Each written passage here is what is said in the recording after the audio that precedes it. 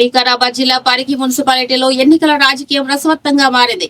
నామినేషన్ల ఉపసంహరణకు గడువు ముగియడంతో ఎన్నికల బరిలో నిలిచే అభ్యర్థులపై స్పష్టత వచ్చింది.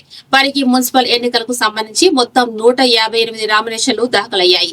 పరిశీలన అనంతరం 105 మంది అభ్యర్థులు రేసులో ఉండగా ఉపసంహరణ గడువు ముగిసే సమయానికి 45 మంది అభ్యర్థులు తమ నామినేషన్లను వెనక్కి తీసుకున్నారు.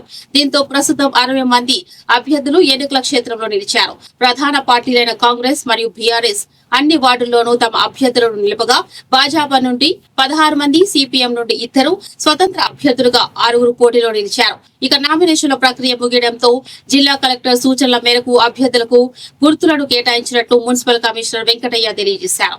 తుది జాబితా ఖరారు కావడంతో అభ్యర్థులు ప్రధాన ప్రచారాన్ని ముమ్మరం చేశారు.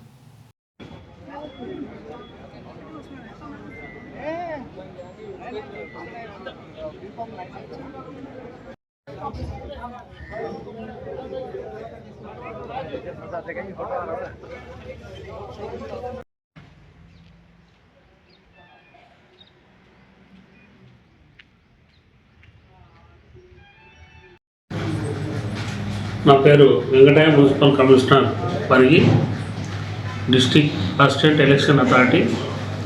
మరి ఈ పురపాలక సంఘం ఎన్నికల నోటిఫికేషన్ వెలువడినట్టుండి మొత్తం పురపాలక సంఘానికి ఎన్నికల నోటిఫికేషన్ ద్వారా నామినేషన్స్ వచ్చినాయి. 158 సెట్లు నామినేషన్లు వేయడం జరిగింది. దాంట్లో క్యాండిడేట్స్ 105 మంది. ఈ 105 మందిలో విడ్రాలు 45 మంది విడ్రా చేసుకోవడం జరిగింది. మిగతా 60 మంది ఈ ఎన్నికల బరిలో నిల్చోవడం జరిగింది.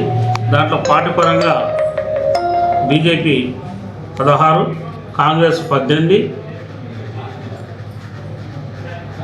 టీఆర్ఎస్ 18, సిపిఐ 2, మిగతా 6 ఇండిపెండెంట్గా బరిలో నిలుచుకోవడం జరిగింది. మరి వారికి కూడా గుర్తులు కలెక్టరు ఆదేశానుసారంగా జిల్లా ఎలక్షన్ అథారిటీ ద్వారా గుర్తులు కేటాయించడం జరుగుతుంది. కాబట్టి అభ్యర్థులు ప్రజలందరూ గమనించాల్సిందిగా కోరుతా ఉన్నాను.